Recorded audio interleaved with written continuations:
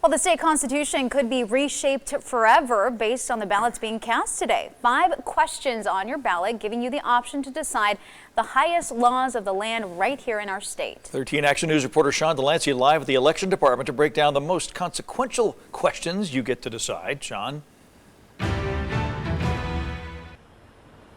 Yeah, Kalina and Dave, this is a packet that you should have gotten in the mail. It has a lot of information about these questions in black and white. The main problem there is that a lot of these questions are more colorful than what you can find inside of a packet. And with just a yes or no answer on your ballot, you need to know what you're voting for this election day.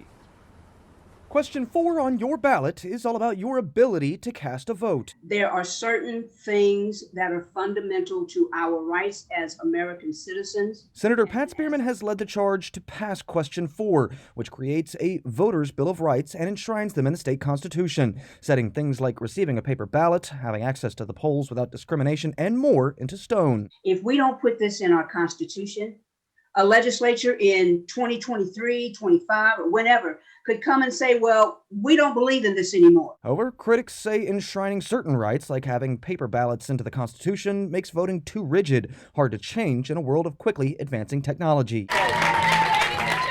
Question 2 is about the right to marry someone of the same sex. A yes vote removes the definition of marriage as one between a man and a woman from the state constitution. Does it hurt knowing that that's up there? It does. Chris Davin is gay and says even though the U.S. Supreme Court struck down same-sex marriage bans, a more conservative court could reverse that decision, and the state constitution's current language would ban it in Nevada again. Marriage should be allowed for whoever you feel that you should spend the rest of your life with, regardless if it's a man, a woman, or, of somebody of the same sex. No voters are concerned that removing the language would infringe on the religious freedoms of people who don't agree with same-sex marriage. A provision would be inserted into the Constitution, however, protecting religious organizations or the clergy from participating in a gay wedding if they don't agree. Question 1 has received near universal support.